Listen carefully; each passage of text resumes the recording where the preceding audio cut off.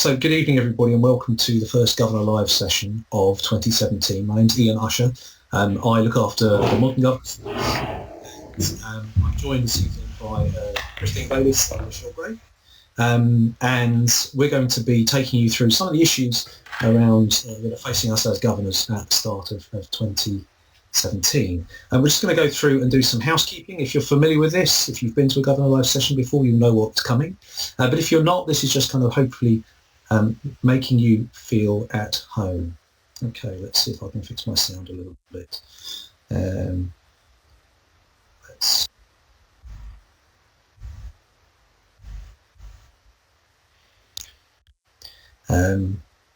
Okay, so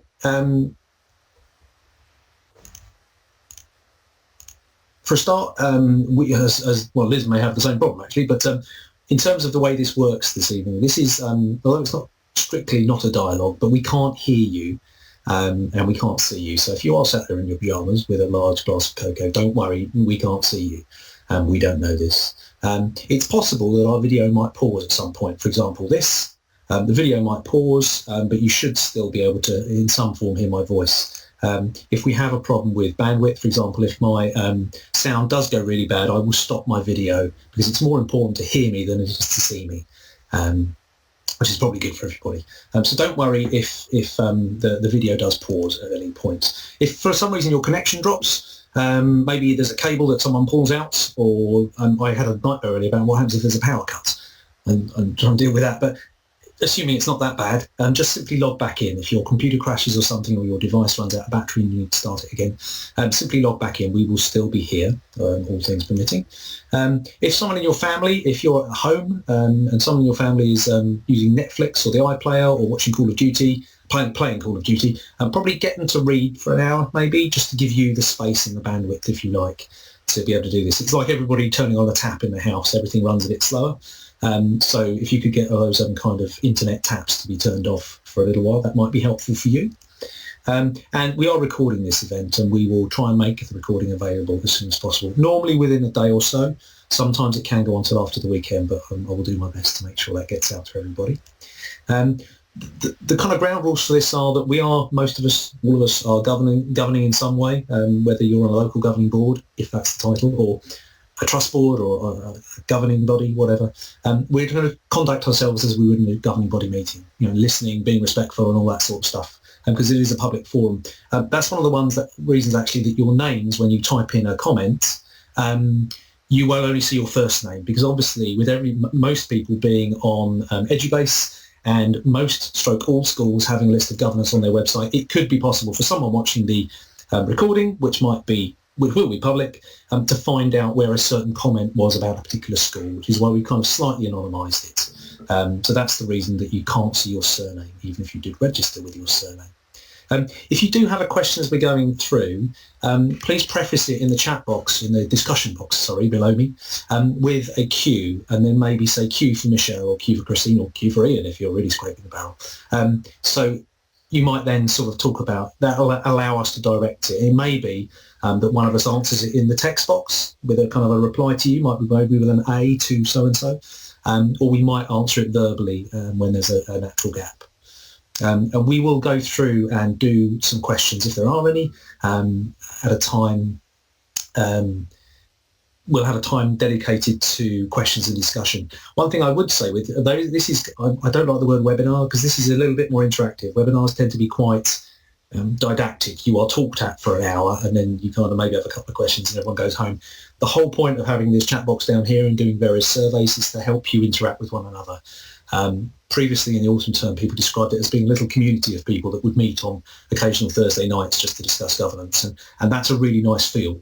So please do ask questions of one another. If someone's got a comment, don't wait for me or one of our presenters to ask them about it.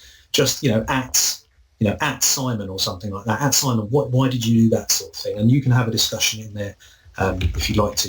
You can change the colour of your text in your box if you go to the menu down here. And you can change the colour of the text if you're really bothered, but it's not essential. And please bear in mind the issues of confidentiality. We are asking questions and maybe discussing issues around our schools, and you might want to anonymise what you're saying. If you're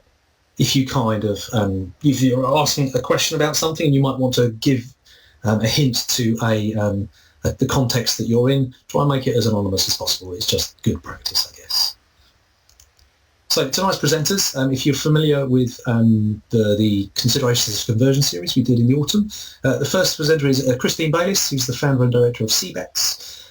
It's probably pronounced slightly differently, but Christine will tell you a little bit about herself and her background in a while.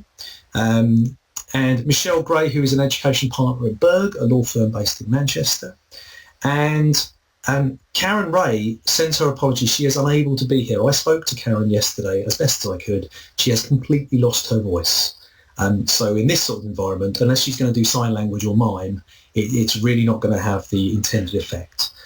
So we decided not to go for those options, although, entertaining as that may have been, she's actually not very well. But I am going to outline sessions that Karen will be running for the remainder of this term and part of next term as well. So we may be slightly shorter this evening than the usual hour that we do. Karen was going to join us. I don't think she's joined us kind of just online to watch. Get well soon, Karen, if you're watching this, and you will see Karen. If you watch the recordings, you'll see the way that Karen presents is very, very good and very, very knowledgeable about what she talks about, obviously. But she'll be back later in this term to do a few sessions that we'll outline shortly. So let's switch over to the main presentation. So I will hand over to Christine, who will start and tell you a little bit about herself.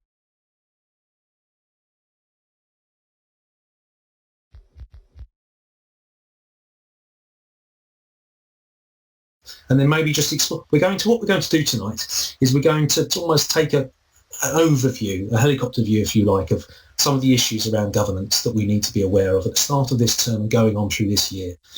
So Christine's going to touch on some of them. Michelle will touch on others, and then we'll round it up with some questions at the end. What we will be doing is giving pointers to the sessions that are going to happen later in the term. And next term. They will be on Thursday evenings at 8 p.m. and you'll see the themes and the dates. You can take notes of the dates if you want to now, if you've got your calendar handy, but they will go in a subsequent blog post, and obviously the recording will be available as well. So you don't have to, if you blink and miss it, you're not going to miss it, you'll be able to get to it another way. So I will hand over to Christine, and then we'll hand over to Michelle in a little while. Okay, hello everybody. Happy New Year. It's lovely to see so many people have joined our session tonight. I'm Christine Bayliss, and I run my own little consultancy company. I operate in East Sussex, and I work mainly with academy trusts and occasionally maintain schools that are looking to convert to academy status. I was a DFE civil servant for a number of years, and I finished up as the head of free school implementation in South East South London, so I know that area particularly very well. So that's my background. I should also say I was chair of governors of a maintained school for a number of years, and now I'm a trustee of a multi-academy trust and sit on the main board. So I'm going to quickly run through sort of some of the latest developments with regard to governance. And I know that people have put up stuff around funding, and what I'll try and do is try and link what I'm going to say to some of those issues around funding. But broadly speaking, in the last week or so, we've had a new governance handbook issued, and a new thing, competency framework for governance. Now, the new governance handbook actually doesn't have any fundamental new issues or new requirements in there. There's a few tweaks, and you do need to read the introduction, which tells you what changes have been made, but there's nothing there's no drastic new requirements for governors. What I think it does is it changes the emphasis quite considerably, and it's been reformed, if you like. So the handbook looks very different to previous versions, but it's been set out in a different sort of way. I mean, it's really important to remember that there's six features of good governance in the handbook, but actually there are still only 3 core functions of governance. And that applies whether you're a maintained school or an academy or a multi-academy trust. And that is setting the vision and the strategic direction for the trust. That's about holding the head teacher or CEO of the trust or the executive of a multi-academy trust to account. And it's also about making sure that the finances are and the financial health of the school, maintained school, or the multi-academy trust or the academy trust is in good health. So there's no major changes, just a change in emphasis on what they're calling now effective governance. The new thing is the competency framework for governance, and anybody who's been sort of involved in doing skills audits, that's something that I've been involved with, or setting up moving from a sort of maintained status to a multi-academy trust status, will know that the skills audit or the skill requirements on your governance governing body are really, really important. But it's always been very difficult to actually work out. I mean, this particular government, the Conservatives, have always been sort of quite reticent about telling governors and head teachers, exactly this is what to do. But I think they've come to the realisation that actually it's really important to sort of set up some clear frameworks around which governance should be conducted. And I think it's really, really helpful that they've set this up. One thing I would say is when you first read it, you think, oh boy, this is very, intense, and there's a lot to know, and what they're looking for is for governing bodies to have that broad range of skills. So you might not be a sort of expert in HR, or you might not be an expert in project management or risk management, but as long as you've got that range of skills on your governing body, that's what I think the government are looking for. So that's basically the changes to governance that we've had at the beginning of this year.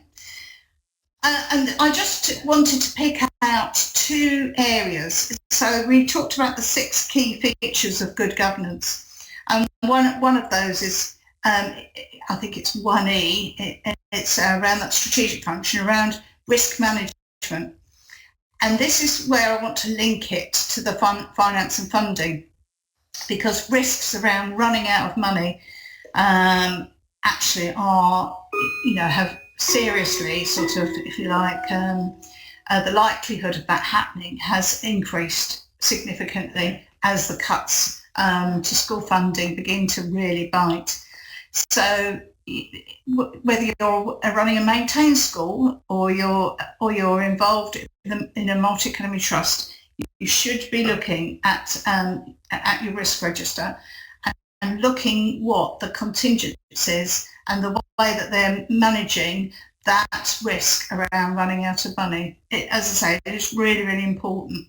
The other risk is around reputational damage, and often that is caused by people not taking proper account of the Academy's financial handbook and the rules around conflicts of interest. And we've all seen all the stories in various newspapers, Schools Week or whatever, about various different trusts. And it happens in maintained schools as well, where people employ a relative, or they award a contract to somebody they know very closely. It can cause enormous reputational damage to a school or an academy. So for me, the 2 or the 3 points that I would say around risks are: you need to understand the impact and likelihood ratio. And that sounds a bit sort of technical, but basically it's saying if you look at all your risks, all the things that are likely to happen, you should be focusing on ones that sort of score quite highly on this impact likelihood ratio. So you're looking at the impact of something going wrong, running out of money, big impact, and the likelihood that that would happen. Now, 2 or 3, 4 years ago, we would have said the likelihood that you'd run out of money was quite low. So that risk would have been on your radar, but you wouldn't have needed to have sort of monitored it very carefully. It's gone up. The impact and the likelihood ratio has gone up, so it's something you need to keep account of. The second thing is, whenever you're looking at the risk register, you need to make sure that somebody's owning those risks, and then you regularly monitor them. It's really, really important. And so many academy trusts or schools do a risk register and then look at it once a year. It's got to be much more than that. So I want to move off risk management just to talk finally about statutory and contractual requirements, which again are set out in the new handbook, I think under the last section. And this is, again, is really, really important. You need to have a clerk that understands all the statutory and contractual requirements, especially if you're an academy trust, because you won't have the backup of a local authority who will nudge you and keep reminding you of that you need to do particular things. And I would suggest that the areas that you really need to, that again trip people up is around health and safety and safeguarding, and making sure that you comply with all those statutory and contractual requirements, because they can mean that you may get Ofsteded and put into special measures if you aren't complying with those sorts of things. So those are the two things I want to highlight. Getting your financial reports in under your Academy's financial handbook, really, really important. And I'm sure if Karen had been along here tonight, she would have talked a lot about that. But that's for me. That's from me. Please send any questions.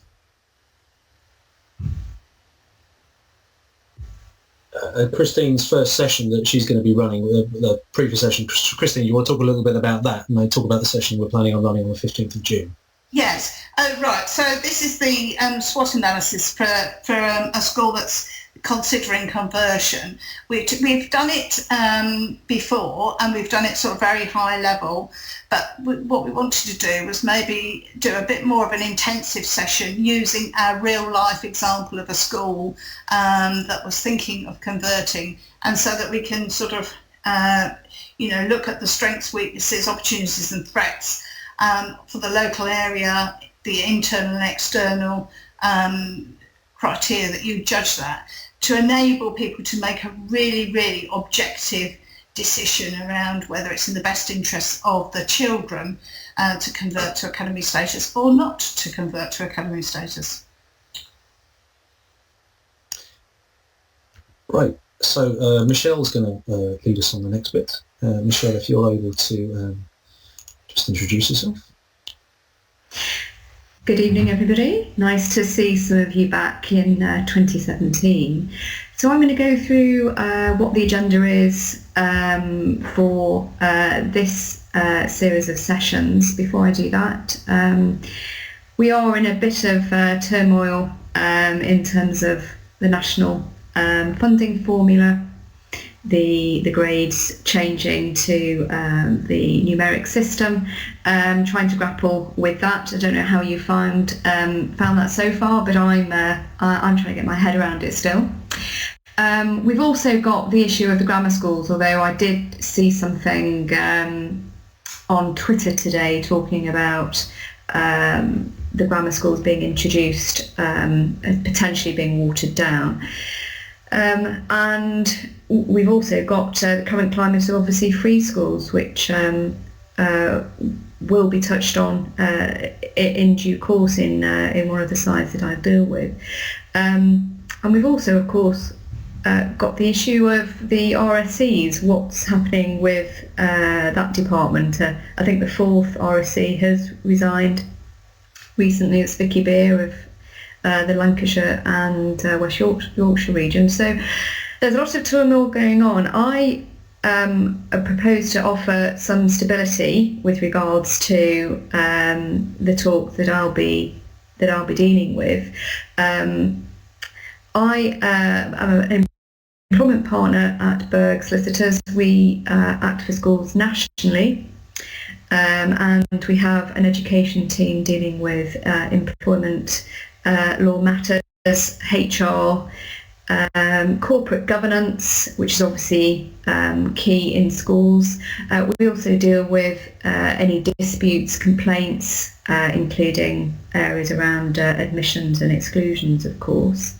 I'm also a governor, vice chair of a MAT, so I come to these sessions with two hats on, which it does help with the presentations, because I'm not talking in legal language terms. I'm talking with my governor hat on as well, so I understand the types of issues that you need to obviously be aware of.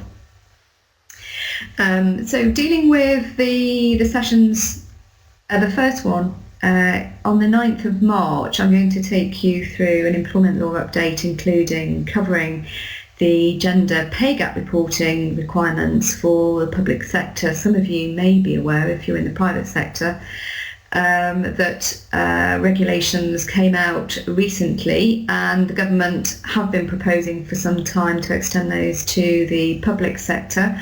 We now know that that will take place, and the first trigger date is the 31st of March. So I will explore the gender pay gap reporting in more detail then. I'll also cover the apprenticeship levy, which some of you may know is coming in April. And I'll also cover some key areas around cases, but bearing in mind the context, it will be high level. As governors, what do you need to understand and appreciate when you're sitting in your various committees and boards, if you're still calling them LGBs. So moving on to the 18th of May, Christine touched on the handbook and the competency framework that came in last month. I will be talking about the competency framework in more detail. For those of you who have read it, it's fairly extensive bedtime reading. I aim to distill that in a few slides, hopefully, but certainly I'll be picking out the key sections that you need to be aware of, so that you can ensure good governance in your schools. So moving on to the third session, which will be on the 25th of May, and this is an extension really from last year's series on conversions, and certainly the growth area in academies. I think one of the questions in the forum has been around conversion. It still is very much on the government's agenda. Obviously we know now they're not going to force every school to convert, but certainly the agenda for the DFE and the RSCs are for schools to consider it. So if it's tabled on your governing body meetings, then we will guide you through in more detail some of the legal issues around conversion, specifically focusing on the employment matters, but also the land and property issues. We had last year a lot of questions from maintained schools on the issue of land, so we do appreciate it is a key focus for you. So we'll be focusing on those two areas on the session on the 25th of May. And then finally on the 8th of June I'll be talking about safeguarding issues, and I think safeguarding should be there should be training courses that governors are required to attend at least every year, if not biannually. Obviously, as governors, your role is as a strategic level on safeguarding, So you need to understand what questions you should be asking, the policies, the practices. But obviously, if you're part of the of Ofsted's inspection, if you're a chair or even a vice chair, then you need to understand a bit more detail around the requirements on safeguarding. So I'll be talking to you on the 8th of June in more detail on that issue.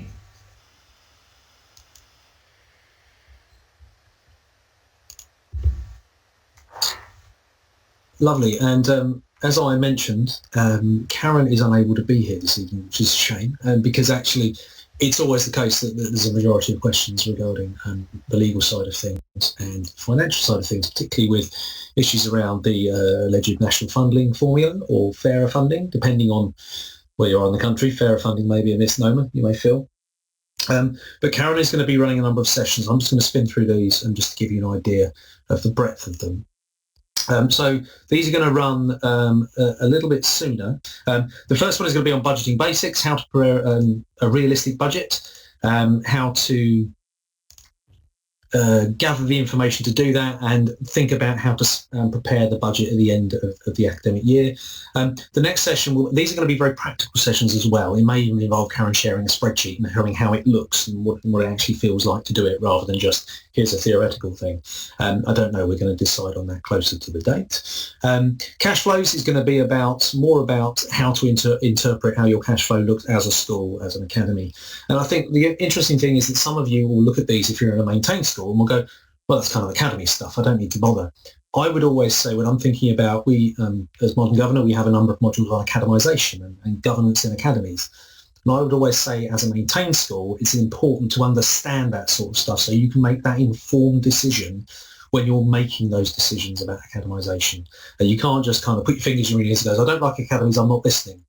Because you need to have an understanding. I'm Vice Chair of Governors at my maintained school. We are a VA school, so we have the kind of added factor of the diocese as well.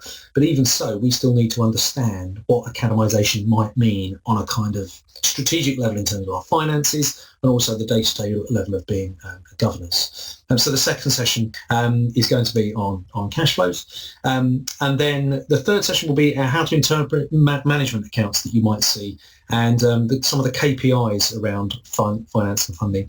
It is really important, and it's one of those things that people often sit around, and I don't know about what your governor meetings are like. I know there's a lot of chairs and vice chairs in, but you may find that when finance comes up in your sessions, that a couple of your governors, maybe it's you, I'm sure it's not, but kind of just go, well, I don't really do numbers, and kind of glaze over a little bit. And these are going to be practical sessions. All of the sessions that Michelle and Christine have talked about, and the sessions that I'm talking about, Karen, are going to be a whole hour on the one subject. In our previous ones where we've done the considerations of conversion, there have been 3 presenters and myself, and we've kind of all taken a little bit of a bite out of joining a MAT, leading a MAT, those sorts of things, and because it's multidisciplinary. But with these sessions, they're very much more in-depth. So you may want to recommend them to your senior leaders in your school, maybe your bursar. Maybe you want to recommend to other people you know as governors in other schools, and it may be more than one of your governing body attends. But I really would encourage you, even if you're in a maintained school, to kind of have a look at these quite critically and think, well, what do we need to know? Maybe you're kind of thinking about the potential of academisation. And you need to do this. And obviously, I mean, Nicholas has just asked a question about cuts. Now, obviously, this is almost even more pertinent with all that sort of stuff, to really understand what's going on. I've been struck by listening to Nick Gibb, such as I can. He is my MP because I live down in West Sussex. And every time he's before the Education Select Committee, and I've seen this from some high-level people from the DFE, they're suddenly pointing to the stuff on the Gov UK website about how to make economies by rationalising the curriculum and things like that. And they've suddenly got a load of information, and it's what they're pushing. But we need to understand how that would affect our kind of the management accounts that we might see. And then the final session that Karen's going to run is systems and controls, and how to ensure that in terms of what's in the Academy's handbook, and maybe to do with your funding agreement as well, if you become an Academy, that you can make sure you adhere to that. So again, ignore the dates on those slides. I'll show you another slide in a moment that has a long list of dates, and they will be published in the blog post tomorrow. But we're going to spend some time looking at that, and Karen will walk you through that. In terms of these sessions, you don't have to come to them all. Maybe it would be useful to come to all of Michelle's around the legal stuff, or all of Karen's on the financial stuff. You might want to be a Governor Live junkie and do them all, which is great. But it's very much do distribute this among your governing body. So take this away and share it with them. And then you can, they are only going to be, I think, 9 sessions between now and the end of July. We may have some spaces, we may slot some other things in, but in terms of what's on the agenda here from my colleagues who've been taking part in the considerations of conversion, this is the kind of main areas that we're looking at. So it is just gone past, which is not bad. Normally we'd be kind of going on to near the end of the presentations here, but we're going to take a step back for a moment, and if you've got any questions that haven't been answered, just fire them away in the text box below, and we'll change the layout a little bit, and then we will go and have a look at maybe talking around some of those questions. I will change the layout so we're kind of first among equals at the moment, and we will see what we've got. So let's just change this. So if you've got a question, just preface it with a Q and send it to. You can send it to me, but I may not be. I can ask you. I can probably answer about training and CPD for governors, and some small stuff about infant school governance. But it may be for Christine or Michelle. So far away.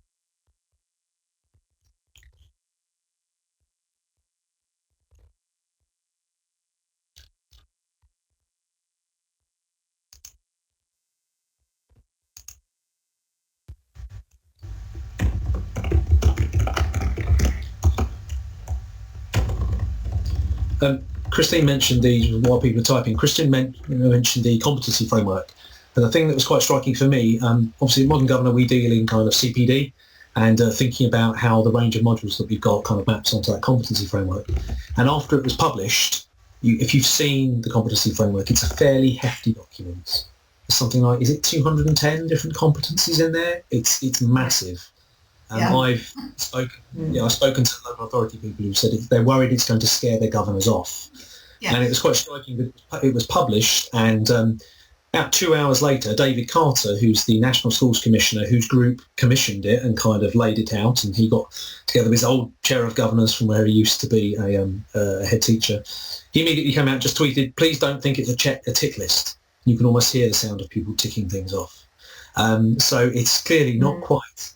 It's clearly not quite that, but many people will see it as a tick list. If you've used the NGA competency framework, skills audit, clearly they are going to update their skills audit to reflect the competency framework. If you use the key, they do something similar. It will be adapted to map onto that.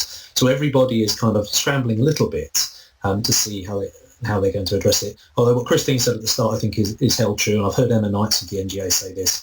It's really just slightly rearranged. It's not all different furniture. It's just the same furniture rearranged differently to match the competency framework in terms of the governance handbook. So the governance handbook has just been kind of rearranged, and it's almost in harmony as much as it can be with the competency framework. I think we've got some. We've got a question there about the fairer funding formula. Yeah. As I understand it, at the moment, the government have got consultation document out, and there are tools available on the web which you can check what your funding would be under the sort of proposals that are being consulted on at the moment. If you think you're a really big loser, and there's one particular tool that tells you exactly how many teachers you might have to lose in order to remain in the sort of same position you are now, you should really start lobbying your MPs. This is this is really important if schools do think they're going to lose significant amounts of money. They put pressure on their local MPs, and we've all seen that the West Sussex governors are talking about going on strike. This will be all very effective back at the department. I've never ever heard of anything like that before, and that will be creating all sorts of alarm bells going off, I think. So just keep. I would just say to you, just sort of raise the issues. It's not a done deal. It's not sorted yet. I mean, we want to move away from the current funding, which is ridiculous and so unfair, but we can't move to something which sort of, squeezes everybody, in the process of equalising the funding, so that people are on this, roughly on the same, funded on the same basis. Mm. I mean, just as I know there's lots of it's very desperate, but in terms of the strike, I'm in West Sussex. Allegedly, we're going on strike as governors. I guess the worrying thing there is if you go on strike and no one notices, it probably tells you something about how effective you're being. So I'm not nervous about doing that, but it's kind of an interesting sort of quandary. Jackie's asked a question to everybody. How is it possible for LGBs, such as they are called, because obviously depending on scheme of delegation, that's not what they might be. How can they hold a MAT to account? Is the answer it's the scheme of delegation, Christine and Michelle? That's a start. Thanks, Christine. I think it's a starting point, isn't it? But clearly there's communication outside of the scheme of delegation that's required in terms of the connection that the local governing body has to the trustees. So you may have, for example, a chair or vice chair that is also a trustee, and there is a line of a sort of a dotted line up to the mats to ensure that there is that visibility. There's no right or wrong answer. I think it's a question of looking at what your scheme of delegation is and ensuring there's a debate around having representation at that level.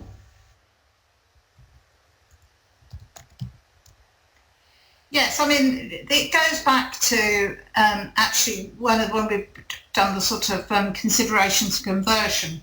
I'm a sort of great believer if you're a maintained school and you're looking at the sort of your local landscape in relation to which academy trust you want to join. That is one of the very fundamental things that you would look at. How does the upward accountability work from the sort of local governing body, and what rights do you have? They should all be sort of written into the scheme of delegation, or even they could be written into the Articles of Association. And as I say, I'm a great believer and will always advise maintained schools that are moving into an academy trust to have a memorandum of understanding, setting out how they think it would all work, and you can, if it all did go wrong and the relationship broke down, but whilst a memorandum of understanding is, doesn't have that sort of legal certainty, it would certainly. If you went to your regional schools commissioner or to the DFE, you would have a good argument in case if you've got that document, and then you can prove that X, Y, and Z had taken place without reference to that, the agreement that had been made. So I would always advise people to draw up a memorandum of understanding.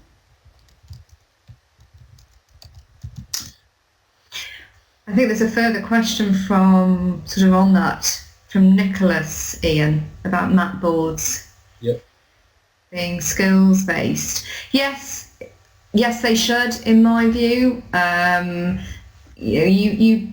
question about skills versus stakeholder is probably we're straying, and I can deal with it. I will be dealing with this in the one of the conversion sessions. The roles between members and trustees in multi-academy trusts are very different, and using those two titles, members are very similar to your stakeholders or your shareholders.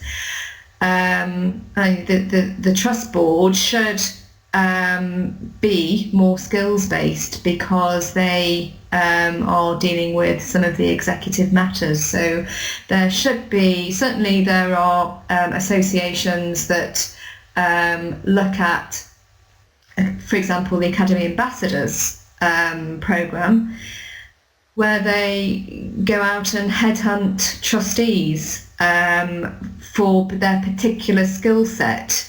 So for academies, because finance is key, they will look at people from financial background. So it is as important to have the trust board with a certain set of skills as you would have your local board or committee with a certain set of skills.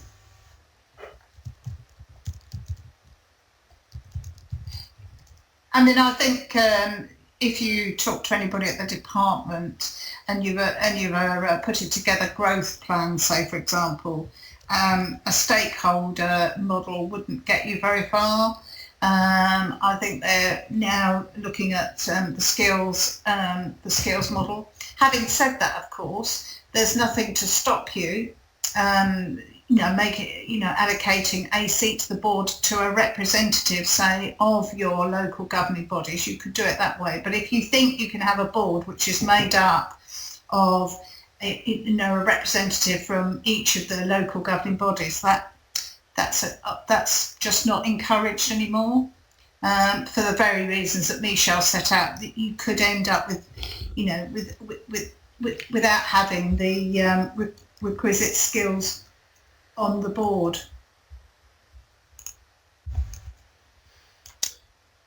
Just open this. I'll be interested to see what folk in the room are, what sort of roles you have, because I think that will give an interesting. If you'd like to just answer this question here, if you're more than one, please do let us know. But I'd be interested to see. I'm going to tick this as well, because it kind of gives us some idea of where we're at, doesn't it?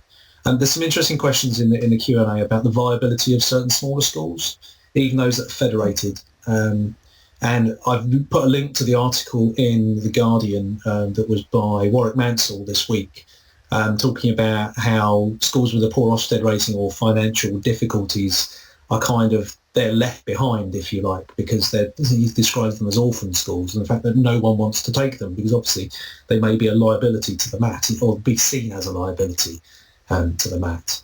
Now, obviously, if you spoke to someone from the department, they'd say, well, of course that wouldn't happen, but it's clear that it is. And I think there's potential for smaller schools where maybe, they may not be seen as a liability, but if you're a very large schools or relatively large primary schools, it's about the ethos and how that translates into a very small school. And I think even those schools that are federated, they may kind of struggle for that viability. So the vast majority of us are in single school maintained. I was going to ask if anyone's a member, but I didn't put that in there. Be interested to hear if you are a member and what your experience is, because obviously it's a even more removed, feels like, for those of us who maybe are still in maintained schools, to be an even more slightly abstract role than maybe even receive the trust board on that. Let's just go through these questions briefly.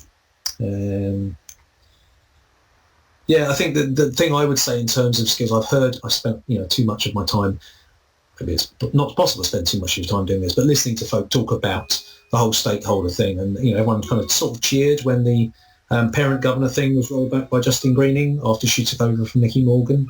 And I was in the room where I was in the NGA conference where Nicky Morgan said we won't be getting rid of stakeholders, and then probably did, but sort of like that. But I think skilled stakeholders is your kind of sweet spot here. If you can do that, you get that local buy-in and you get a real understanding of the school's context. I think that everyone's nervous about skilled people because they imagine that skilled people don't somehow care about school. And I think that's possible, but not necessarily likely. But everyone, I think everyone, when they look at this, tends to picture it at a worst or best case scenario, don't they? The government's very positive, and maybe those of us who are looking down the barrel of something that maybe more negative than we might be. Now, but I think, as I would, bear in mind what I do for a day job, I think having stakeholders who are skilled is the way forward, because I'd say you can always teach people skills, but it's harder to kind of engender a kind of a passion for the school that you're involved in, whether that's because your child has been there or whether that's because it's down the corner from you or something like that. And that's my little soapbox moment, which I won't get about. Yeah, and Mark's comment about a lack of candidates for headship, I think, is it was interesting if you followed anything to do with the Head Teachers Roundtable conference last week, the symposium they had in London. There's some interesting stuff come out of there about how it is Russian roulette to your career to take on a challenging school, because knowing what can happen if the wrong outcomes are deemed to have happened. It's just so high stakes, isn't it? Absolutely. Michelle, in terms of the map that you're in, can you describe a little? Jackie's got a question about the effective sizes of the LGBs. Can you tell us, and maybe Christine, can you tell us a little bit about sizes of LGBs and what kind of is effective in those contexts? Shall I start? Yeah. Yeah, go ahead. I was just going to say that you could have a small local government body, a large government. There's nobody sort of setting it out in black and white exactly how you set it up or how you formed. Again, it's just so important when you're doing any kind of research into possibly joining a MAT, or that you understand how local governing bodies, or whatever the MAT decides to call them, you understand how they're formed and put together, and make sure that they line up with your vision and your values and what have you. So it's a really key part of doing your research, and it's just so important. Michelle, I'm sure, has got something to say. Yeah, I mean, I'd agree. It's quality over quantity. There isn't a specific size. I suppose if we were to do a statistic of what would be the average number of governors on a board, maybe Ian, that's a question for you and for your survey.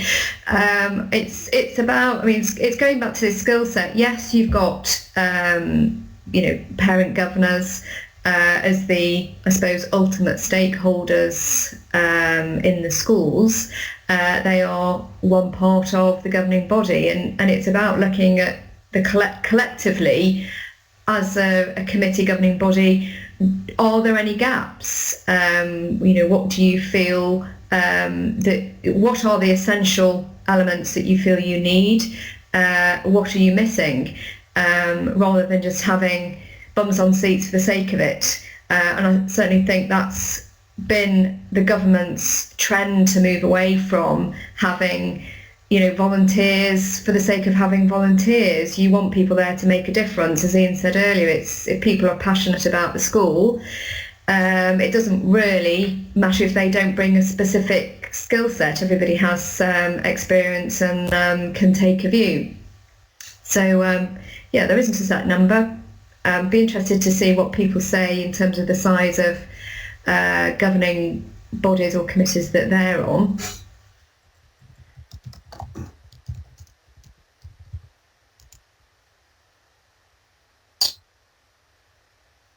Just looking at Nicholas's comment on local advisory body and local academy council and things like that. And I think it's true. One of the things we kept coming back to in the autumn sessions, which I really, obviously I would do, but I'd encourage you to go and watch the recordings, because it kind of does a lot of what's the kinds of the questions that have been asked. We kind of have been through those. Not that you shouldn't be asking them now, but actually we did spend quite a bit of time, and it's probably quite instructive to look at that, because obviously you had people's comments from their situations as well, what they were finding. But I think it's generally accepted that LGB is just a misnomer, particularly where you've got, if you might say, a more restrictive scheme of delegation. So you have no real role in governance. And it's quite interesting, though, isn't it, that the governance handbook and the competency framework still mentions LGBs and kind of reinforces that. And so the potential issue is that people are recruited for an LGB thinking, I'd like to be a governor, and then find they've actually got no, and people don't do it for influence, do they? They do it about making a difference. But the feeling that if you're giving up your time but you can't make that difference, that's really challenging. And so I think actually that's why, and again, we did this about joining a MAT. Christine was very explicit in the joining a MAT session. It's about doing due diligence as a governing body. If you're looking to join a MAT, to really understand what the scheme of delegation means for you. Not that you're doing it for your own good or your own kind of longevity as a governor, but what it allows, how much autonomy it allows at a local level. And so, the term LGB is, I'm not sure I don't know if it is appropriate at all, although it is used a lot. So kind of we have to use it just to help people understand that we're talking about the same thing, don't we? Yeah. Ian, there's quite a theme, an emerging theme on recruitment, which is always a concern, recruitment and retention in schools, and I'll cover a bit of that in the update that I'll be delivering on the 9th of March. But it's always a concern. It's not going away. I think it's a concern to stay, and the government. It's a bigger issue, isn't it? It's not just the schools issue. The government are clearly going to have to address it. They've tried various things in the past which are not working, but that's something they will need to focus on.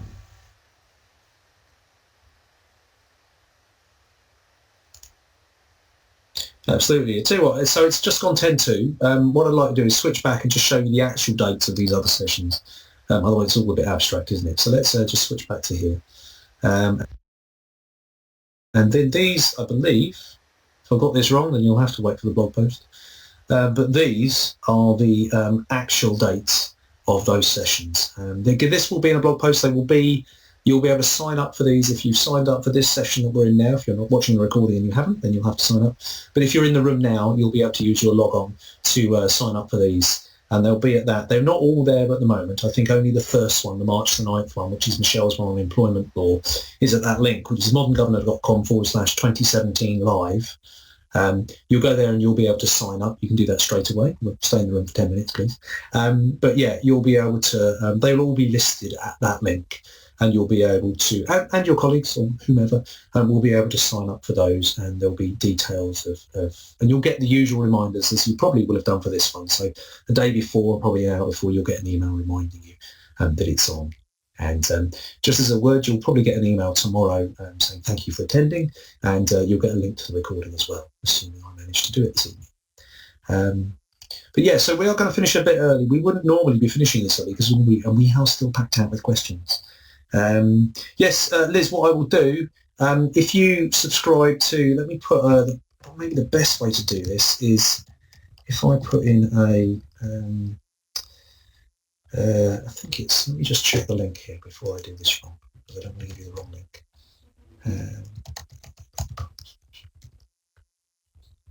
There we go.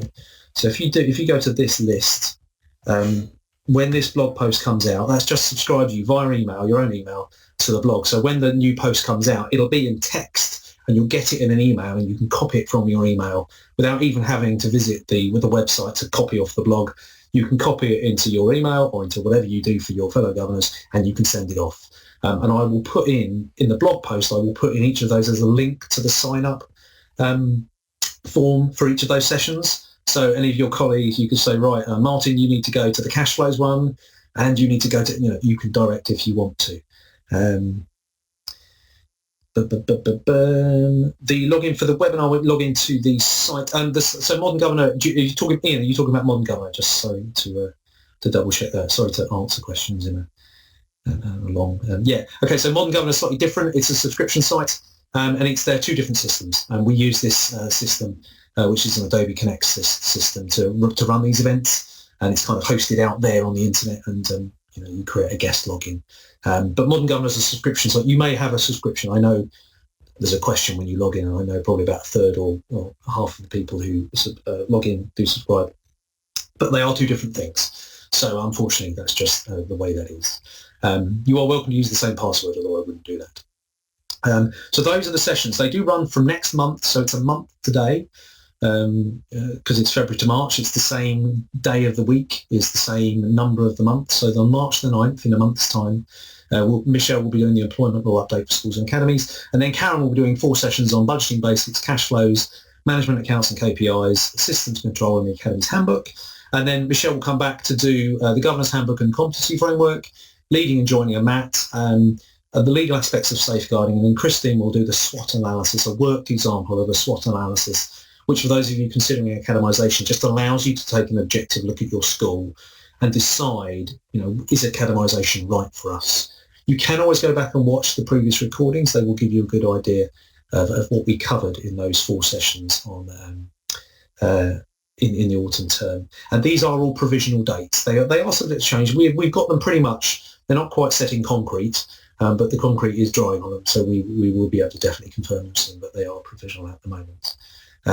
So I hope that's useful. And if there's anything, what we'll do in a moment is we'll let's just go through this. So Jess, thanks for taking part. We are going to finish on time, if not early. Please look under #Governor Live. Look on Facebook and on Governor Blog. Again, if you subscribe via email, you'll get those emails and you'll get those blog posts and email to you. We will put the recording up as soon as possible, again with a write-up of this. And in a moment, if you can just close your browser window, what I'd like you to do is just quickly have a look at these and just give us a feel for maybe what else you'd like to do. So the first question is, would you recommend this? Is it helpful? And there's 2 main sections below me, one of which is, it's the online version of your happy sheets you get at the end of your governor training course. So one is, what was useful, what would be better? And then bottom left is probably one of the most helpful ones. What else would you like to see covered beyond that list we've just shown you? Beyond the financial and the legal and the safeguarding and the SWOT analysis stuff, is there anything in particular that you'd like us to run? And whoever didn't remember to join at 8 p.m, don't worry at all. It's fine. That's why we record it, as long as we get here for 8 p.m. We will do. I will look through that list of wouldn't it be nice if we had a session on X and see if we can do that. We do have some space between now and the end of the summer term. Obviously, we've got a lot of space, but we don't want to fill up every Thursday night of your life because you have important things to do. Thank you ever so much for taking part, and thank you for Michelle and Christine for being so game for answering a random number of questions. So just to emphasise that the next sessions, the remainder sessions are here. We may do one towards the very end of the summer term and we kind of wrap it all up together in a similar sort of roundtable sort of thing with Karen, undoubtedly. But these other sessions that are listed are going to be more in-depth, and they're going to be kind of roll your sleeves up and get stuck in. You might take notes, I don't know. But previously in the last term's one and tonight's, we've just done just skimming across the surface. But we really wanted to give some more time to, just really kind of get into grips with it. And that's why we've done this at the start, just to kind of set out the context. I know probably some of you are thinking, well, I thought I was going to get a load of stuff, but we really need to set the context for this and allow people to get an idea about what's going on. Oh, I like that last comment that's just come up, saying that we're a formidable team. Oh, dear. Well, that's very kind. It's very kind. It is very kind. We don't really exist. We're just videos, I think. So,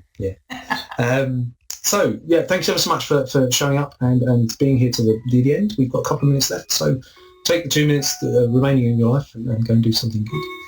Thank you ever so much for taking part, and we will hopefully see you in a month's time, and we will check the blog for the recordings and all the links and things like that, and we hope to see you again during the next couple of times. So thanks ever so much, and as Christine's got chimes 9 o'clock, it's probably as good a time as any to finish. So I'll ask you to leave the room shortly. You'll be asked to be gently turfed out of the room. Don't take it personally, it's just what happens, and it's the way we can end the meeting.